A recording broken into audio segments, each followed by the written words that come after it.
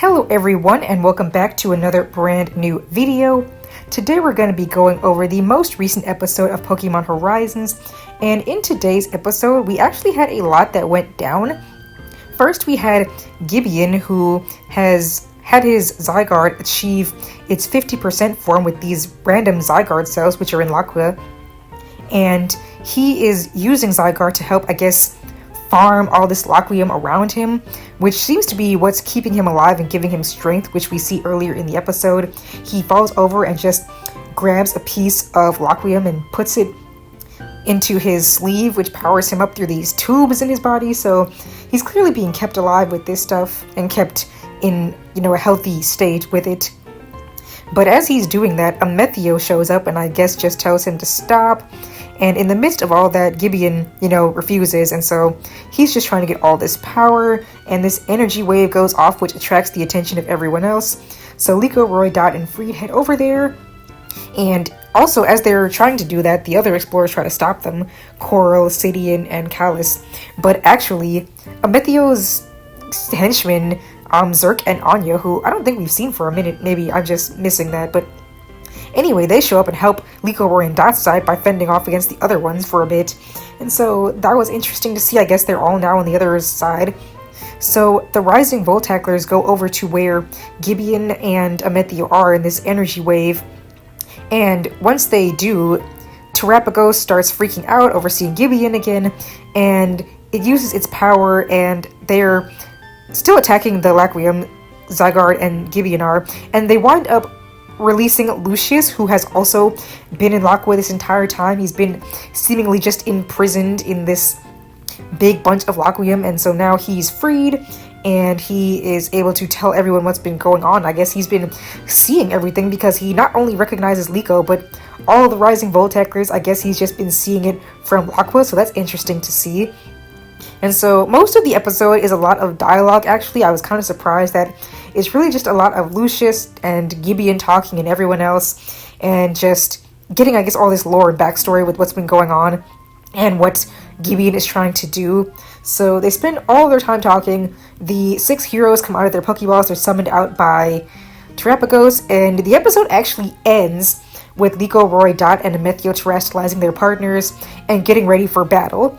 So yeah, what I thought was going to be this beginning of this big battle doesn't actually happen here. We get most of the dialogue and backstory for Lucius and Gibeon here, and it looks like the big battle is going to be next week.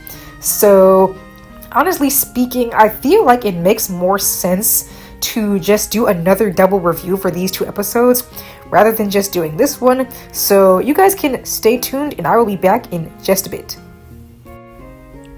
Alright everyone, we're picking right back up, but before we begin, I must say that unfortunately I caught a cold, of course, in one of the most important episodes, and for this double review I would catch a cold.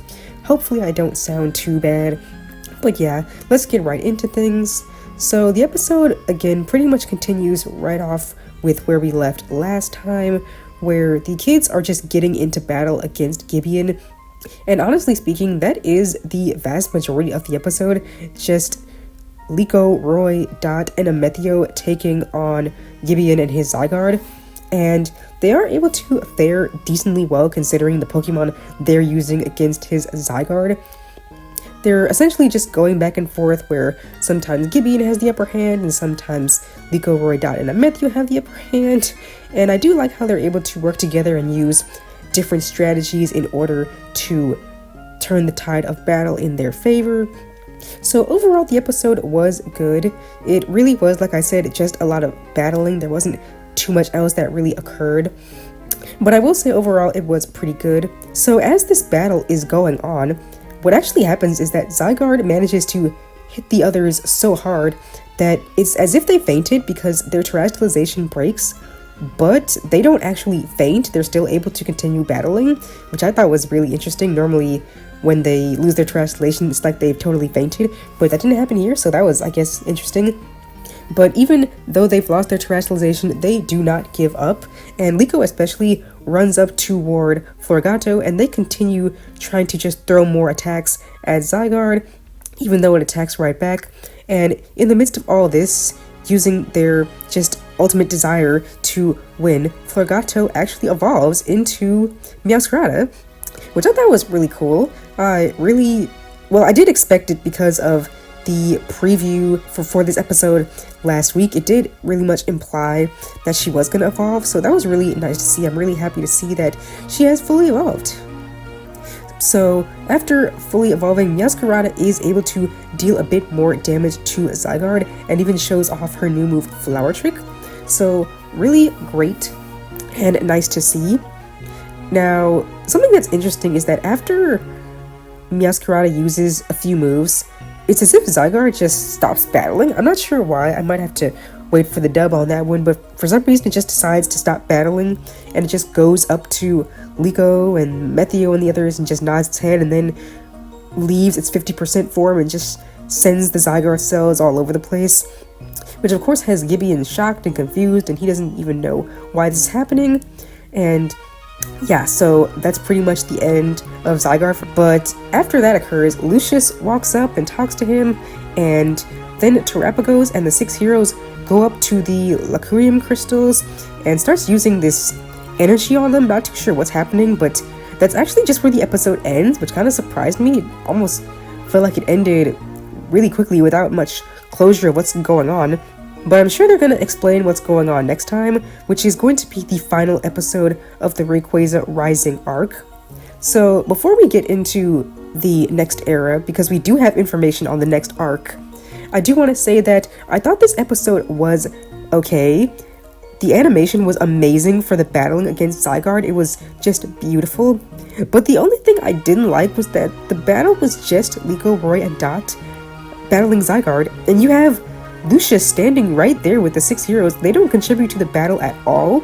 I thought they would. I thought maybe I misinterpreted the teasers. I thought they were hyping it up to Lucius and the 6 heroes joining in on this battle, but they don't participate at all. They don't do anything, like I said, until the very end of the episode, and it's not battling. But the preview for the upcoming episode does show them engaging in some sort of battle, so I guess we'll see them battle next time. Like I said, I thought it was weird they didn't participate here. And in addition to that, I also thought it was weird that none of the explorers were trying to battle and help out Gibeon. And I know that a lot of their Pokemon got knocked out last time, but I don't think they all did, so I thought it was weird that they still weren't trying to contribute more than they were. But yeah, either way, I thought it was just very interesting that they just focused the battle entirely on those 5 Pokemon and didn't have the rest join in. But overall, I'd still say it was a pretty decent episode, even though I think it could have been better. So that's all for that episode, and the next episode, like I said, will be the final episode of Rayquaza Rising, and we did get a small snippet of what's to come for the 5th arc of Pokemon Horizons, and this arc is going to be called Mega Voltage, which I swear Mega Voltage was like one of the theme songs during Kalos. I might be wrong about that, but the name just sounds familiar.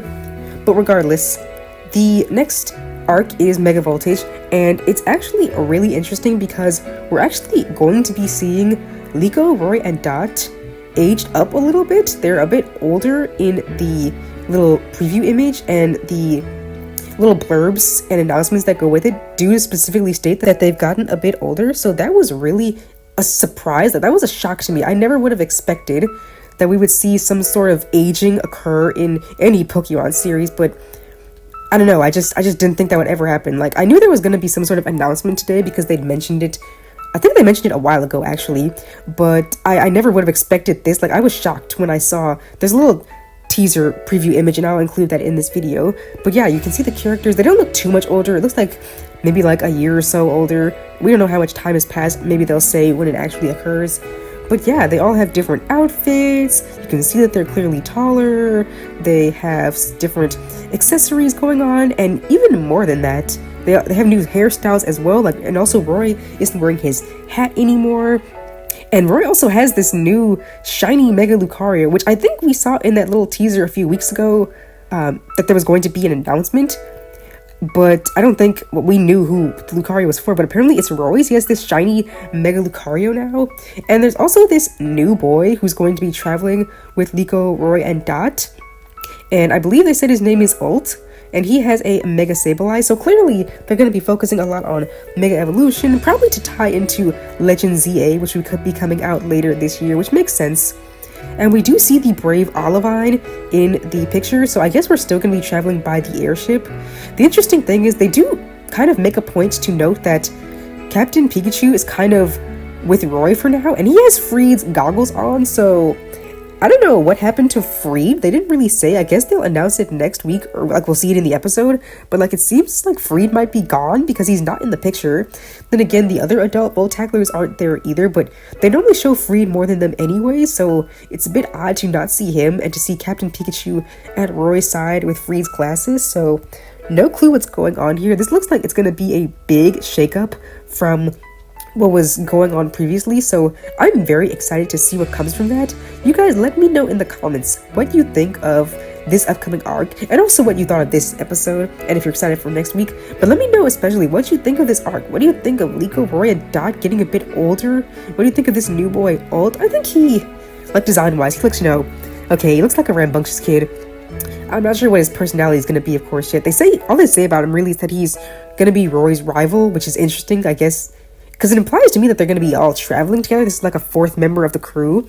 But I guess he and Roy are also going to be rivals. Because I guess, yeah, they're the only ones so far that we see have Mega Rings and are going to be having Pokemon that can Mega Evolve. So, yeah, I'm really interested in seeing what happens. I'm interested in seeing where Roy got this Lucario and how all this plays in. But, yeah, you guys can let me know what you think. I'm very excited for what's to come. Again, sorry I wound up getting sick for this double review. It sounds terrible going from one part of the review to the next, but I hope it wasn't too unbearable for you guys. Thank you all so much for watching this review, and I will see you all next time. Thank you!